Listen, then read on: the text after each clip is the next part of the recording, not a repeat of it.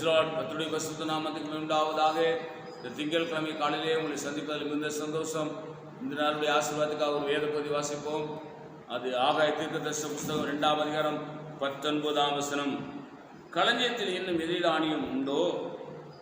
திராட்சை செடியும் அத்திமரமும் மாதுளம் செடியும் ஒலிமரமும் கனி கொடுக்கவில்லையோ? நான் இன்று முதல் உங்களை ஆசீர்வதிப்பேன் என்று சொல்லுகிறார் என்றான். அல்லேலூயா. அருமை தெய்வ பிள்ளைகளே, இந்த காலைகளிலே கர்த்தருடைய ஆவியானவர் உங்களோடு பேசுகிறார். என்ன சொல்றாரு? களஞ்சியத்தில் விதை தானியம் இல்லையோ? விதை இல்லைன்னா அறுவடை இல்லை.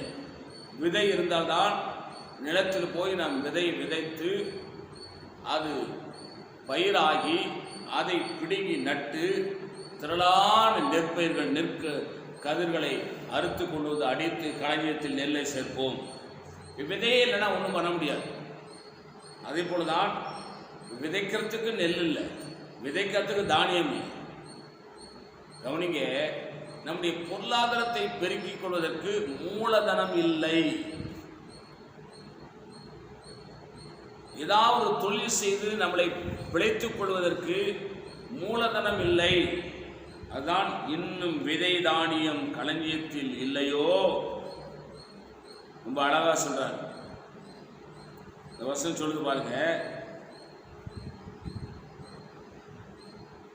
திராட்சை செடியும் அத்திமரம் மாதுளம் செடியும் ஒலிமரம் கனி கொடுக்கவில்லையோ? திராட்சை செடியும் அத்திமரமும் மாதுளம் செடியும் ஒலிவு மரம் கனி கொடுக்கல. கனி கொடுக்க வேண்டிய ஆட்களெல்லாம் கனி கொடுக்கவில்லை. ஆனா கர்த்தர் சொல்றாரு, என்னையே நம்பிட்டு இருந்தல்ல, என்னையே சார்ந்திருந்தல்ல, நான் இன்று முதல் உங்களை ஆசீர்வதிப்பேன் என்று கர்த்தர் சொல்கிறார். இயேசுவை மட்டும் சார்ந்து வாழ்கிறவர்களுக்கு, இயேசுவை மட்டும் இறுக பிடித்துக் கொள்கிறவர்களுக்கு, இயேசு மட்டும் எனக்கு தஞ்சம் என்று சொல்கிறவர்களுக்கு அவர் ஒரு நாளும் கைவிட மாட்டார். அவர் இன்று முதல் உங்களை ஆசீர்வதிப்பேன் என்று வாக்கு கொடுக்கிறார். நான் உங்களுக்கு ஆட்சேபிக்கிறேன். பரிசுத்த பிதாவே, இது எங்களோடு பேசின நல்ல வார்த்தைகளுக்கு ஆசீர்வாதம். இந்த வார்த்தையினுடைய எங்களை ஆசீர்வதிங்க. இயேசு நாமத்தில் வேண்டிக் கொள்கிறோம் பிதாவே. ஆமேன். God bless you. கர்த்தர் உங்களை ஆசீர்வதிப்பாராக.